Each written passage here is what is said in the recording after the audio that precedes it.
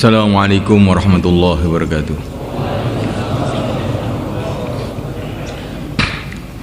Innal hamdalillah nasta'inuhu wa nastaghfiruhu wa nu'minu bihi wa natawakkalu alayhi wa na'udzu bihi min shururi anfusina min sayyiati a'malina may yahdihillahu fala mudilla lahu wa man yudlil fala hadiya lahu.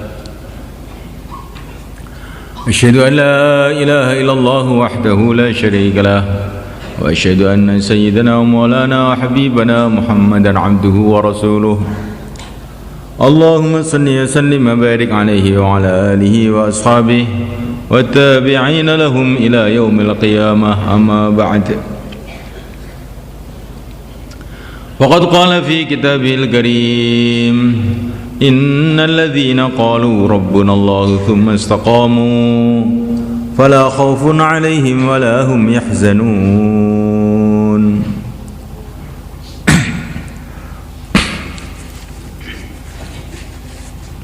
Hadirin dimuliakan, perlu senantiasa kita ingat bahwasanya Allah Subhanahu wa taala menjadikan alam dunia ini tempat usaha, tempat perjuangan. Di dunia ini memang diciptakan oleh Allah untuk medan perjuangan. Tidak akan ada suasana tenang tok. Di dunia ini nggak akan ada.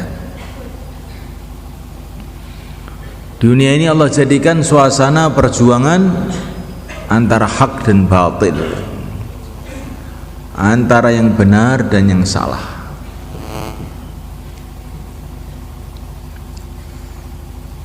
Maka pertama kali manusia yang dikirim oleh Allah ke dunia ini, yaitu kakek kita Adam alaihissalam,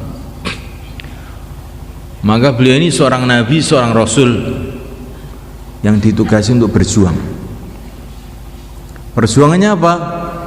Ngajak manusia untuk mengenal Allah, taat kepada Allah, akhirnya hidupnya dibarokai oleh Allah, masuk surga Allah. Itulah kerjanya Mbah Nabi Adam dulu. Dan ini terus berantai. Nabi Adam wafat, diganti oleh Nabi Syes alaihissalam. Nabi Syes wafat, diganti Nabi Idris alaihissalam. Nabi Idris wafat, diganti oleh Nabi Nuh alaihissalam. Diganti nabi sampai yang terakhir, yaitu Sayyidul Anbiya, pimpinan dari seluruh nabi, yang mulia baginda Muhammad sallallahu alaihi wasallam.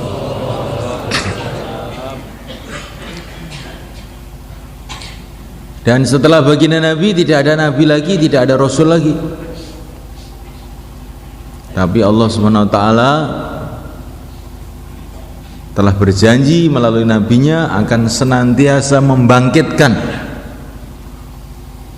akan senantiasa menggerakkan orang-orang yang meneruskan perjuangan baginda Muhammad SAW dari generasi ke generasi, dari kurun ke kurun, sampai nanti kiamat.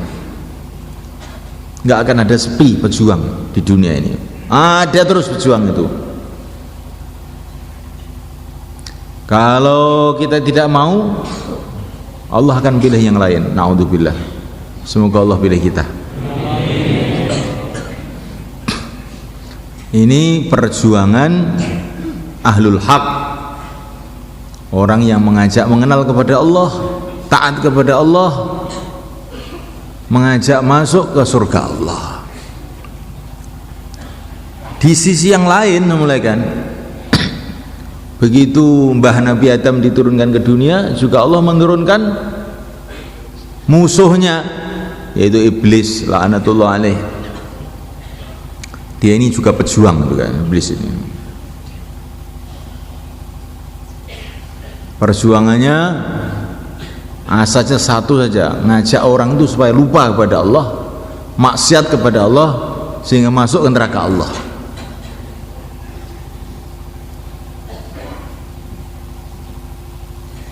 Para nabi, para rasul, pejuang-pejuang hak ini hatinya itu dipenuhi dengan sayang kepada manusia. Sebelahnya iblis dan pengikut-pengikutnya turun temurun terus nanti sampai kiamat sana, hatinya dipenuhi dengan kebencian kepada manusia.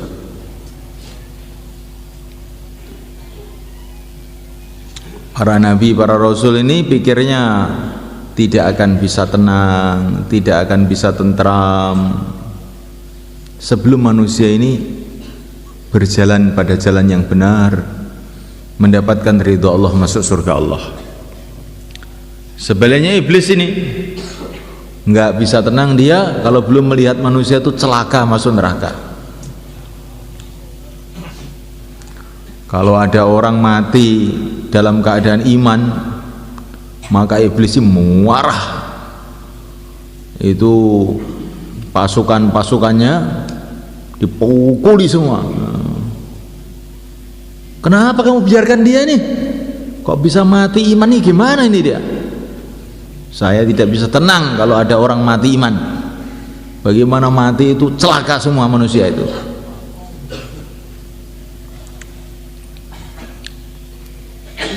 Hadirin dimulakan,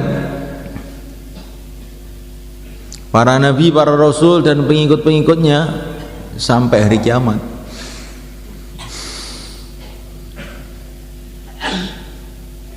Perjuangannya itu dimulai dengan mengajak. Kebanyakan para nabi, para rasul tidak punya apa-apa, mengajak manusia untuk taat kepada Allah, dengan mengiming-iming manusia dengan janji yang hak dari Allah. Kalau kamu taat kepada Allah, Allah akan memberkati kehidupan kamu, kubur kamu akan menjadi pertamanan surga, kamu akan masuk surga selama-lamanya. Dan memberikan ancaman kepada manusia, kalau kamu tidak taat kepada Allah, siapa saja kamu, orang kaya, orang miskin, siapa saja, kalau kamu tidak taat sama Allah, akan datang satu masa kamu diazab oleh Allah dan kamu tidak akan bisa lari, tidak akan bisa lepas.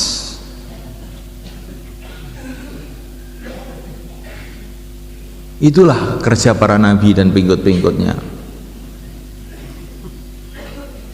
Iblis dan pengikut-pengikutnya kerjanya tiap hari itu usaha bagaimana manusia itu lupa kepada Allah dan mengiming-iming manusia dengan janji-janji yang batil. Kalau kamu tidak taat sama Allah, nanti enak hidup kamu. Tapi kalau kamu taat sama Allah, susah. Iblis itu begitu, kerjanya tiap hari begitu. Kalau kamu tidak taat sama Allah, kamu akan jadi kaya. Kalau kamu taat sama Allah, miskin, susah. Padahal iblis itu sendiri itu nggak punya apa-apa sebenarnya. Dia ngiming-ngiming harta, dia sendiri nggak punya harta. Dia menakut-nakuti orang, dia ini nggak punya apa-apa. Iblis itu nggak punya pedang, ya, nggak punya bom, nggak punya bedil, nggak punya apa-apa. Kerjanya itu nakut-nakuti orang sama ngiming-ngiming orang, bikin lupa manusia kepada Allah. Bahkan diusahakan sama sekali jangan ingat sama Allah. Bahkan usaha bagaimana manusia itu ingkar sama Allah, tidak kenal sama Allah sama sekali.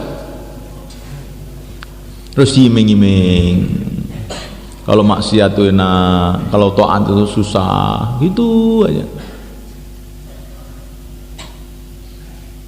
Iblis nggak punya bedil, tapi kerjanya itu mbisi orang-orang yang punya bedil. Nggak punya bom, tapi mbisi orang-orang punya bom. Nggak punya duit, tapi yang kerjanya itu mbisi orang-orang punya duit. nggak punya pasukan, kerjanya dia itu membisi orang-orang punya pasukan supaya mereka berjalan dengan penuh semangat menuju neraka Allah SWT. Begitu juga para nabi, para rasul nggak punya apa-apa semuanya.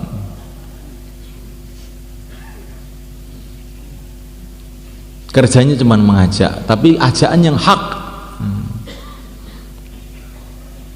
ajakan yang benar, mengajak manusia untuk ingat kepada Allah, untuk mereka ini sadar bahwa kamu itu milik Allah, kamu itu hamba Allah, kamu itu milik Allah. Mau lari kemana kamu? Fafirru ilallah, larilah kamu kepada Allah. Kamu lari kemana mau? Lari ke langit, langit milik Allah. Lari ke bumi, milik Allah.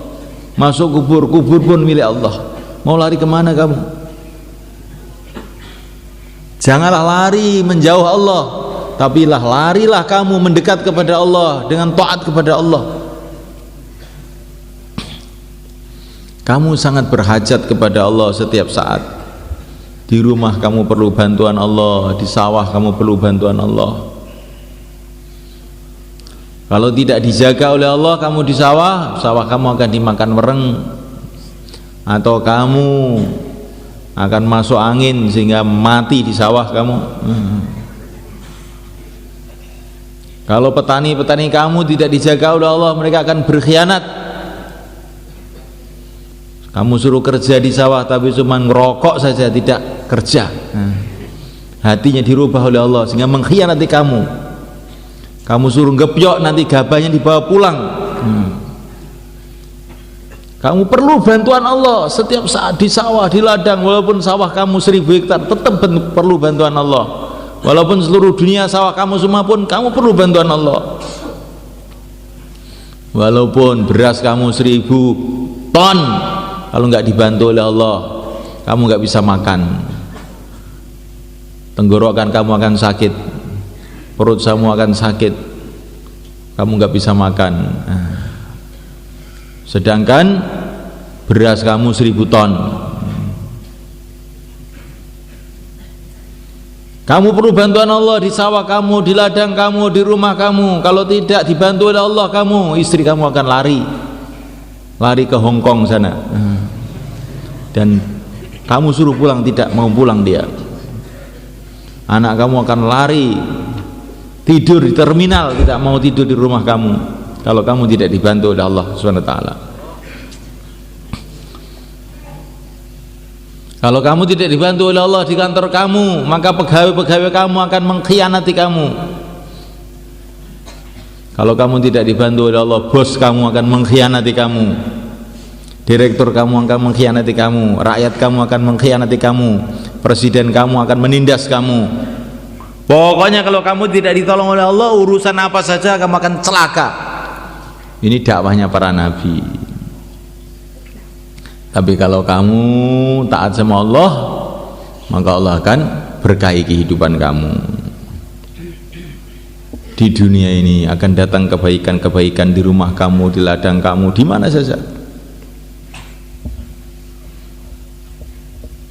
Kemudian kamu nanti di akhirat akan masuk surga Allah, di istana-istana dari emas, dari intan, sungai-sungai dari susu, dari madu, berkumpul dengan para nabi, para rasul, para wali-wali Allah, dikawinkan dengan bidadari-bidadari yang tambah hari tambah cantik aja, diladeni oleh wildanun mukhalladun, pemuda-pemuda yang ganteng-ganteng. Idza ra'aitahum hasibtahum lul'am manthura. Kalau kamu lihat, kamu kira kayak mutiara yang disebar karena saking ganteng-gantengnya itu. Dalam kehidupannya kekal abadi selama-lamanya. Kamu telah taat kepada yang maha kaya, maka kamu jadi orang yang kaya selama-lamanya. Kamu telah taat kepada yang maha kuasa, maka kamu jadi penguasa selama-lamanya. Kamu telah taat kepada yang maha kekal, maka kemuliaan kamu kekal selama-lamanya. Ini dakwahnya para nabi dan pengikut-pengikutnya sampai kiamat. Dakwahnya iblis sebaliknya. Kamu kalau taat perintah Allah susah. Kalau maksiat itu enak.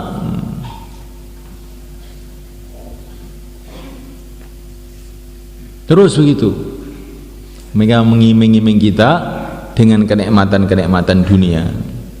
Para nabi mengiming-iming kita dengan kenikmatan-kenikmatan akhirat. Iblis menakut-nakuti kita dengan kesusahan-kesusahan dunia. Para nabi menakut-nakuti kita dengan kesusahan-kesusahan akhirat. Nah, coba kita renungi, mana yang kita pilih coba. Nikmatnya dunia ini, kalaupun dunia ini ada nikmat, bagaimanapun nikmatnya juga tidak lama. Walaupun kamu punya makanan banyak, paling yang bisa kamu makan satu piring saja. Walaupun kamu punya air banyak, yang kamu minum cuma beberapa gelas saja. Walaupun kamu punya ranjang banyak, amben banyak, yang bisa kamu tiduri cuma satu saja. Walaupun kamu punya rumah banyak, yang bisa kamu tempati cuma satu saja. Itu pun tidak lama. Beberapa hari, beberapa bulan, beberapa tahun, kemudian habis semuanya. Begitu juga kesusahan-kesusahan dunia ini, bagaimanapun susahnya dunia ini juga tidak lama, mati selesai. Tetapi kesusahan akhirat tidak ada selesainya. Jutaan tahun, miliaran tahun, triliun tahun, nggak ada habis-habisnya. Begitu juga kenikmatan akhirat tidak ada habis-habisnya, selama-lamanya. Ini terus mulai kan, iblis itu sudah nggak capek-capeknya terus begitu, sampai dia menggerakkan sana, menggerakkan sini, menggerakkan orang kafir, menggerakkan orang munafik, menggerakkan orang-orang terus untuk kerja bersama dia, sampai nanti puncaknya di akhir zaman dia menggerakkan orang yang namanya Dajjal. Oh, ini murid kesayangannya iblis yang paling top ini ya. Yang dia ini ahli segala teknologi, ahli segala sihir, ahli segala ilmu dunia ini dikuasai dia semua, sampai ngaku jadi Tuhan. Banyak orang yang jadi ikut Dajjal nanti itu. Yang tidak mau ikut Dajjal, maka oleh Dajjal sumber-sumber ekonominya disumpet sama Dajjal. Maka orang-orang yang yakinnya dengan ekonomi bingung semua, akhirnya ikut Dajjal. Orang-orang yang yakinnya kepada kekuasaan, pada waktu itu seluruh dunia dikuasai Dajjal. Maka orang-orang tadi, wah ikut Dajjal saja, yang kuasa Dajjal loh sekarang. Nah, ikut Dajjal. Orang yang suka yang aneh-aneh, suka dukun-dukun yang aneh-aneh, kesaktian-kesaktian, maka Dajjal itu sangat sakti ya. Orang digergaji erek, sudah dibelah jadi dua, hidup lagi. Oh, sakti dia. Maka orang yang terkagum-kagum dengan hal-hal yang aneh-aneh ikut Dajjal. Ini hebat ini Dajjal ini, dukun besar ini.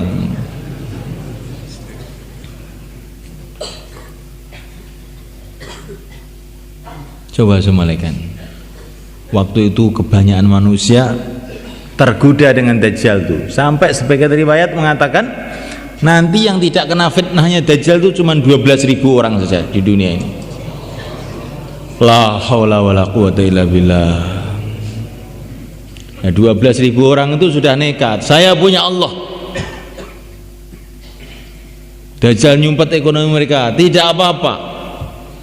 Kalau saya masih ada umur, pasti Allah kasih rezeki saya. Maka Allah kasih kekuatan rohani kepada mereka, sehingga mereka ini nggak usah makan, baca subhanallah walhamdulillah wa la ilaha illallah, Allahu akbar, sudah kenyang. Jadi iman yang bisa menghadapi Dajjal itu iman yang sampai tingkatan itu, berani nggak makan. Kalau iman model taklim akhir pulang mau makan di rumah itu nggak tahu itu. Itu iman apa itu? Wah, gawat kalau Dajjal datang. Kenapa pulang, Pak? Mau cari kopi.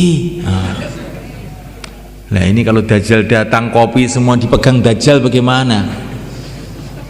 Kalau iman model iman kopi begini ini berat menghadapi Dajjal sebenarnya kan.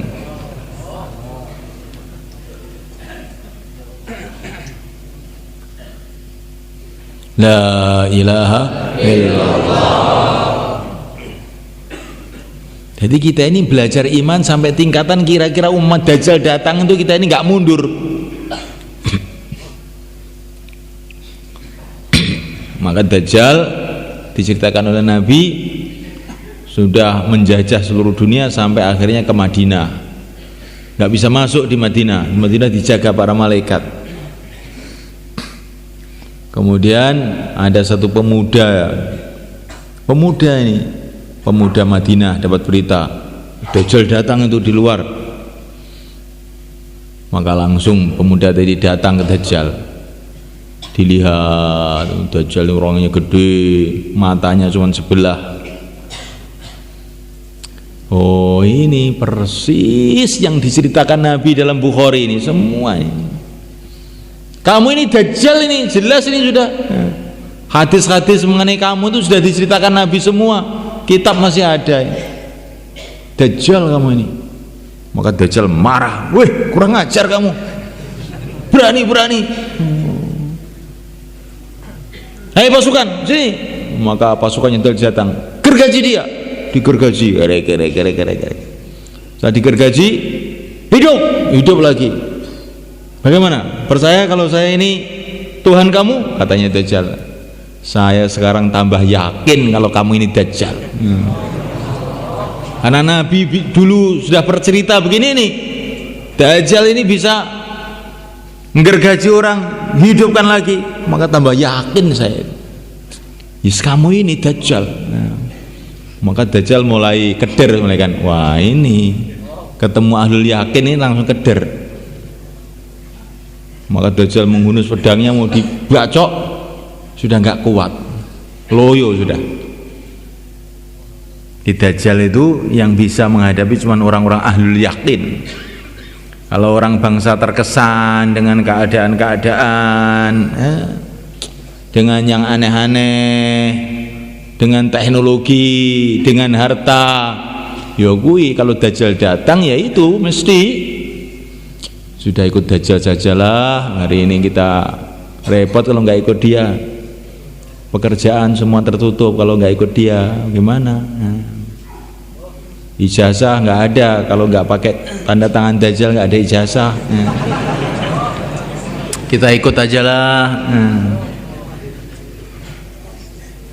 Memang sudah zaman akhir kayak begini. Kalau nggak ikut Dajjal ya kita ini malah susah. Zaman-zaman edan, kalau nggak edan sisan ya gak kebagian, istilah orang Jawa begitu itu. Ini orang yang begini ini, zaman-zaman edan nek gak edan gak kebagian ya iki bolone Dajjal ya ini.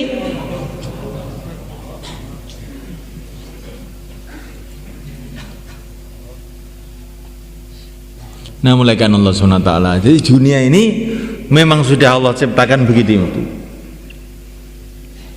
Kamu jangan punya pikiran saya akan ibadah tenang, sudah nggak ada yang ganggu, nggak ada yang mengusik, dengan seluruh anak cucu saya akan ibadah tenang, udah nggak ada gangguan. Nggak mungkin.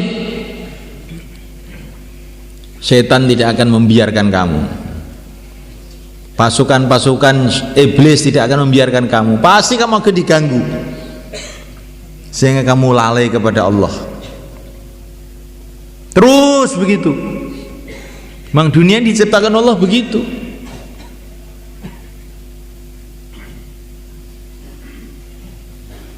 Siapa yang tidak ikut barisan para nabi, para rasul, yaitu mengajak manusia untuk ingat sama Allah, taat sama Allah, masuk surga Allah, dia pasti nanti akan terseret kepada barisannya iblis. Kalau dia diam akan terseret pada barisannya iblis ini. Ya, barisannya itu macam-macam, ada barisan pertama, kedua, ketiga. Iblis itu begitu, barisannya itu diatur. Ini yang bagian langsung ingkar, ini orang-orang kafir, Yahudi, Nasrani. Ada juga yang masih percaya kepada Allah, tapi ini mau disuruh ingkar kepada Allah nggak mau ini. Maka ini untuk barisan belakang, kopral ini.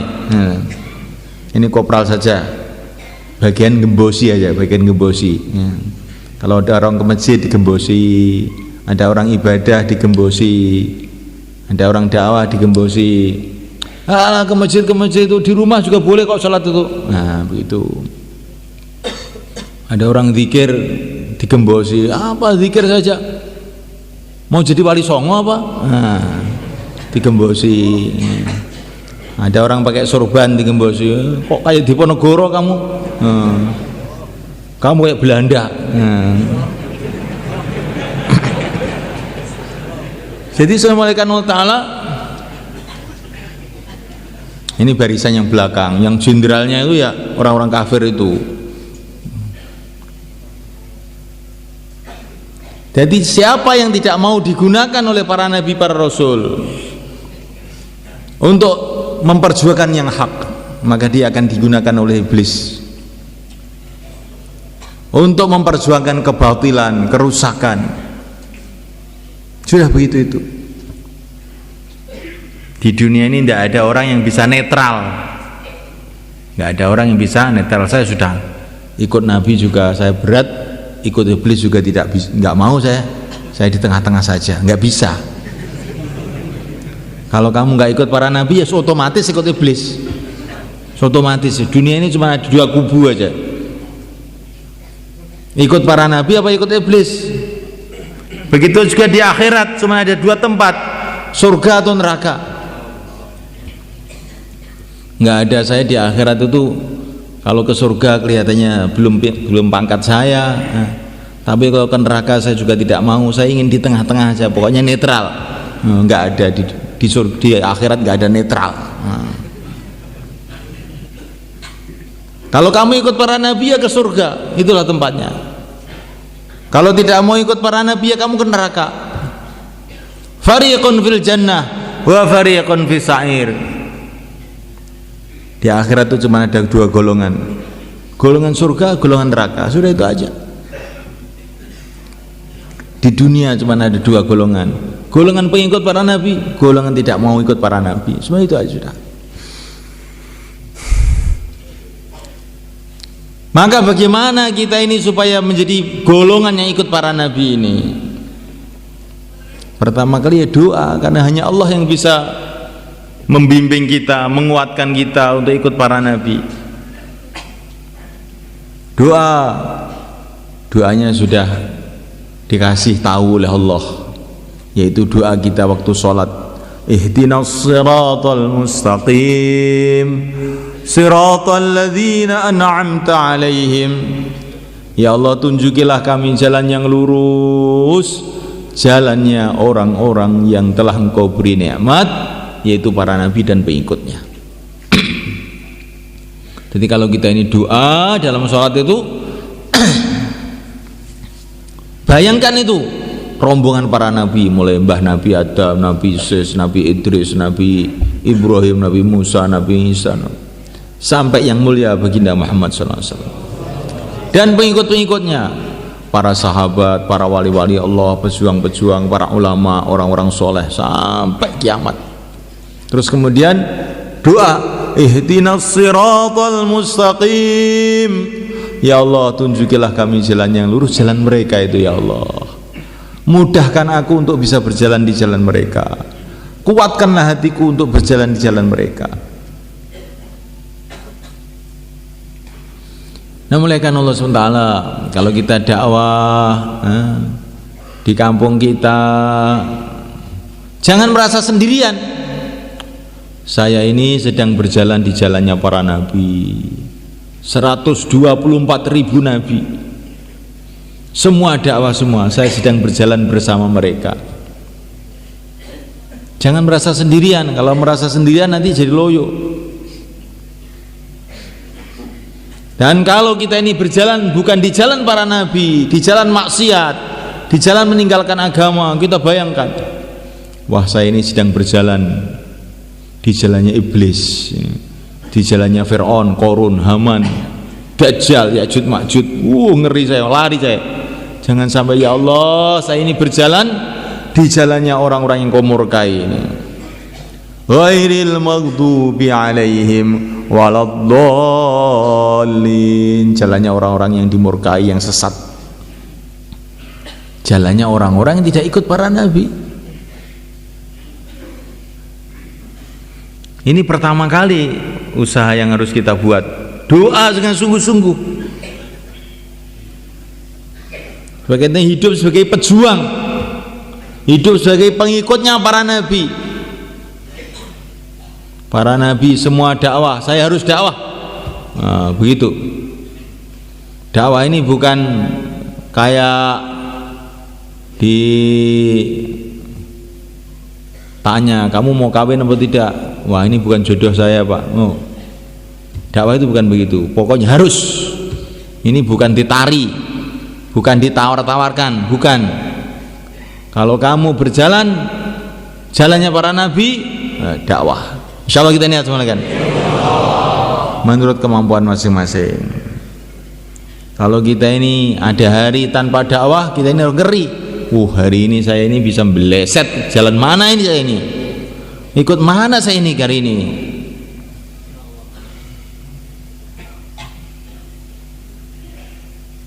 Jalan dakwah, jalan ibadah, jalan taklim. Inilah jalannya para nabi. Semoga Allah mudahkan kita semuanya. Tiap hari doa, tiap sholat mesti kita renungi itu. Kita ini ingin hidup mengikuti jejak para nabi.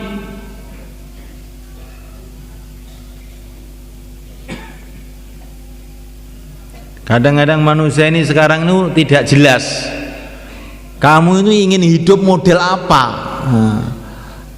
Siapa yang akan kamu ikuti dalam kehidupan ini? Nggak jelas. Hidup ala kadarnya, pokoknya sepenting urip. Nah ini bagaimana ini semalekan? Ini kan bahaya ini. Padahal hidup ini cuma dua jurusan, jurusan neraka, jurusan surga, barisan para nabi dan barisan selainnya. Nah kalau kita ini hidup ini tidak punya prinsip yang kokoh, prinsip yang kuat, keyakinan yang mantap, saya mau ikut para nabi, cari ridho Allah, wah kan gawat kita ini.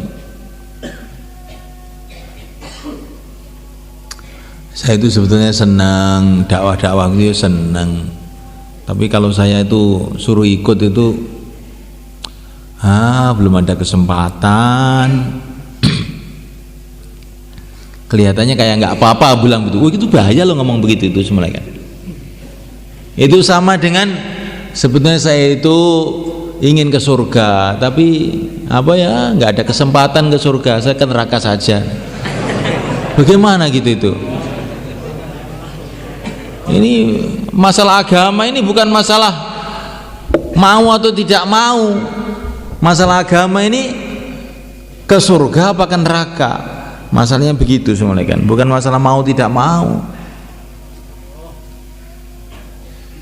Maka kita ini dalam majelis kita ini dimantapkan dalam hati ini, hidup cuma sekali, entah masih berapa tahun lagi, mungkin tinggal berapa bulan lagi, mungkin tinggal berapa hari lagi.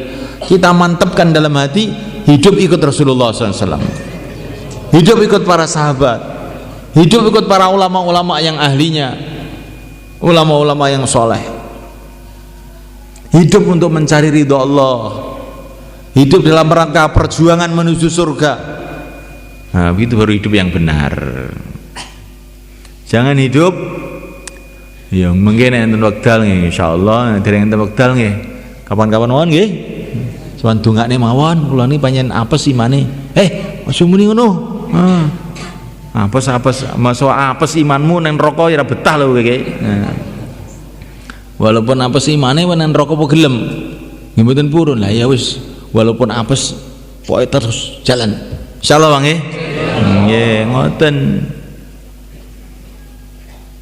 Niki mboten ditari. Kula bulan bali malah iki mboten ditari. Urusan agama kaya urusan mati ini lho Pak. Napa malaikat Israil dugi jenengan pun kersa sedo napa dereng. Mboten enten. Gelem ya mati, ora gelem ya mati. Ya agama itu seperti itu. Enggak ada tawar menawar. Mau agama ya kamu selamat, tidak mau agama selamat, tidak selamat. Israel itu kalau mau mencabut nyawa orang tidak telepon dulu, tidak SMS dulu, kamu siapkan keluarga kamu dulu ya. Ini kalau keluarganya semua sudah setuju ya nanti saya cabut, tidak ada. Walaupun keluarga kamu tidak setuju, istri kamu nangis jempling sampai habis suaranya, anak kamu cengar-cengar, presiden seluruh dunia tidak setuju, PBB tidak setuju, MPR tidak setuju, Israel datang, habis kamu. Nggak peduli siapa saja. Satu-satunya manusia yang malaikat Israel mau mencabut itu minta izin itu yang mulia baginda Muhammad SAW. Israel itu datang kepada baginda Nabi, saya diutus oleh Allah, apakah Tuhan masih mau tinggal di dunia? Apa sudah mau menghadap pada Allah?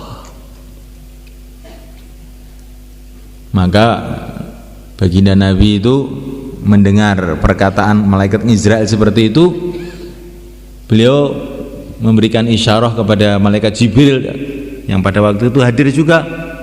Bagaimana pendapat kamu Jibril? Maka Jibril mengatakan, ya Rasulullah, Allah suka kalau engkau segera menghadap.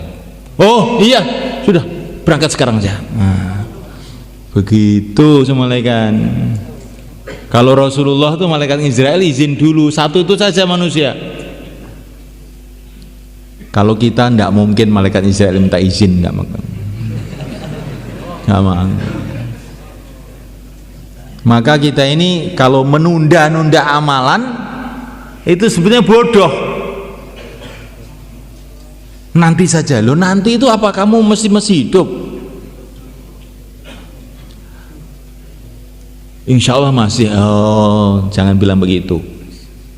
Orang yang mati waktu sore, pagi masih hidup. Orang yang mati waktu pagi, malamnya masih hidup. Orang yang mati nanti habis ngisak itu maghrib ini masih hidup. Kamu jangan bilang nanti. Kalau nanti nyawa kamu melayang, hidup ini bukan milik kamu. Kehidupan ini bukan milik kamu. Kehidupan itu milik Allah. Allah ambil kapan saja Allah mau. Maka orang menunda-nunda amalan itu adalah bodoh semalaikat. Karena dia tidak tahu apa yang akan terjadi. Maka amalan itu sekarang. Insya Allah malaikat. Nah, untuk mulai amalan ini semalaikat, kita ini sementara kalau masih hidup, sementara kita tinggalkan urusan-urusan yang lain, urusan ini saja diminta 4 bulan malaikat. Bagaimana malaikat? Urusan-urusan yang lain sudah kita urus berpuluh-puluh tahun.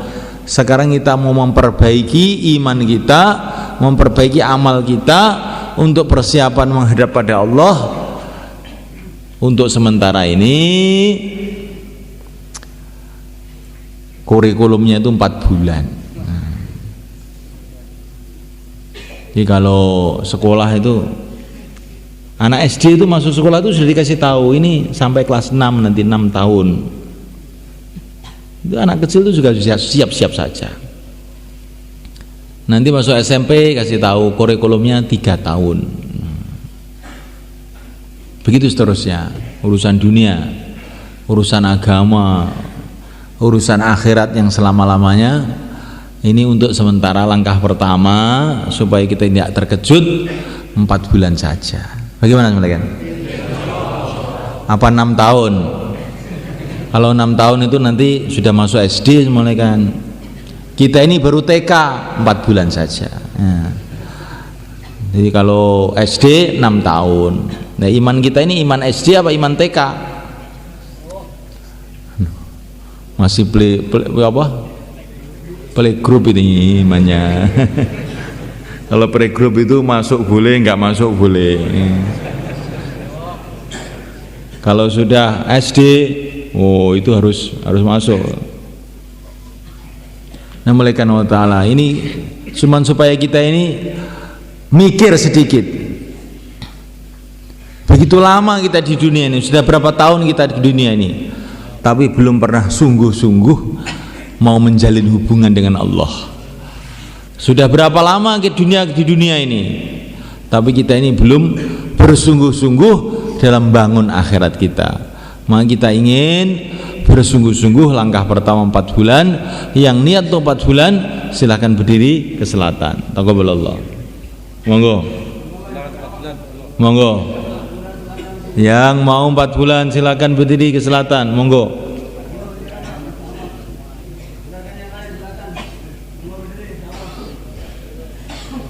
Monggo Kang Sedan. Niki mun bayan get-getan dalu niki.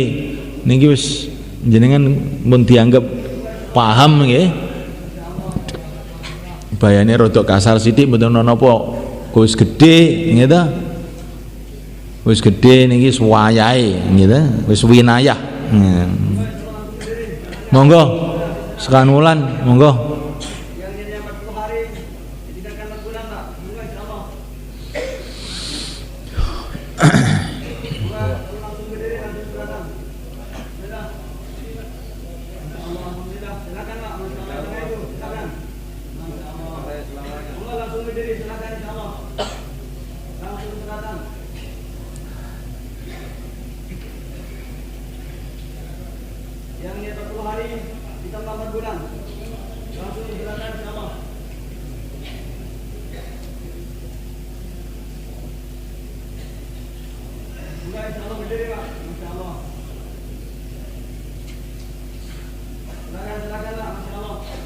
Kula jane nggih pengin tapi dereng ada kesempatan.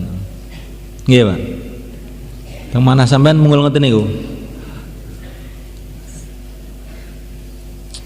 Niku bisiane syaitan yang ngoten niku.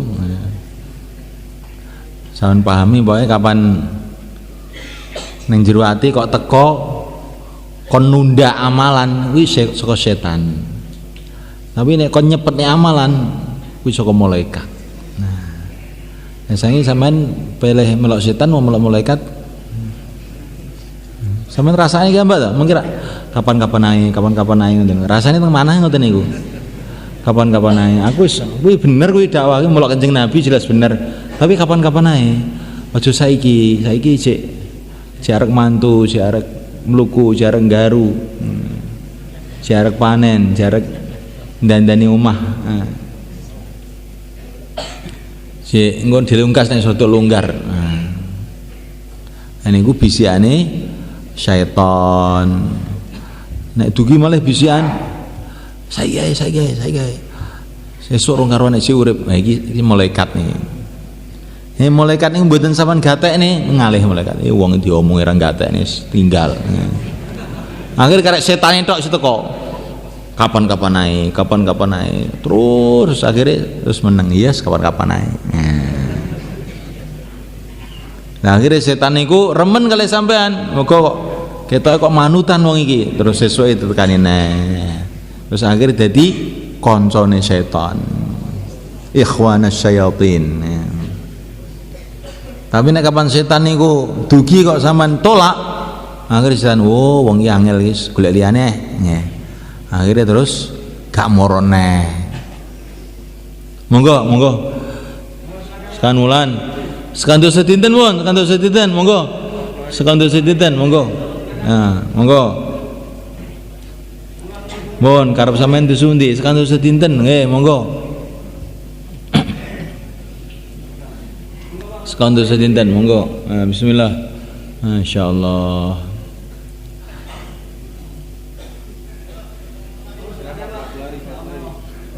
Batu lari silakan, batu lari. Tambah masa, sisa masa, batu lari. Monggo. Monggo.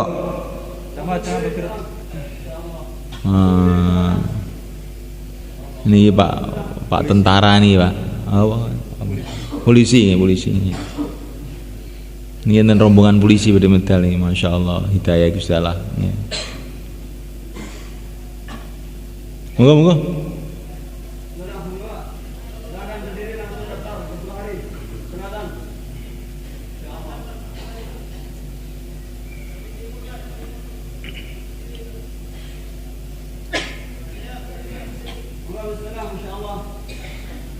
Nah ini saya ini tersundi nih.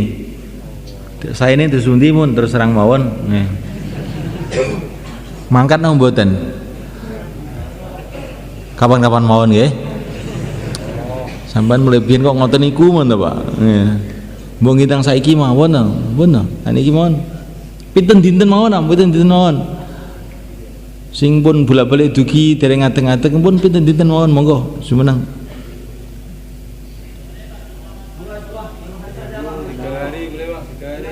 Tolong dino nggih oleh, nggih. Wis pira jelamu? Monggo. Masyaallah. Marai cek rumangsa jarak umur dawa ki marai. Ya ngene iki dadine.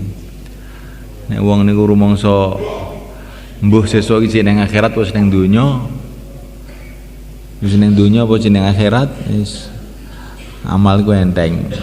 Mbon nek ngoten nggih, kula mboten pengin ngucek-ngucek sampean, mesakne sampean niku.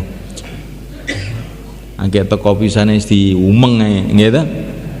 Kula mboten ngumeng, sani ngeten mawon. Terus terang tapi tenanan lho nggih. Sampean niat teng manah sok kapan metune. Terus niat sampean niku sampean sanjangne teng rencang-rencang sampean dicatet. Pun saniki telu-telu papat, monggo. Telu-telu papat kupeng. Aku niatku pokoke tahun wulan ngarep suwi tapi gitu. Wulan ngarep tanggal piro ditulis. Mohon wonten mawon niku. Makanya Nabi dawuh walakin jihadun wa niyatun. Kalau tidak berangkat ya niat kata Nabi. Walakin jihadun wa niyatun. Kalau tidak berangkat niat. Coba janjian niat masing-masing. Wah ini suruh niat malah berangkat ini, alhamdulillah.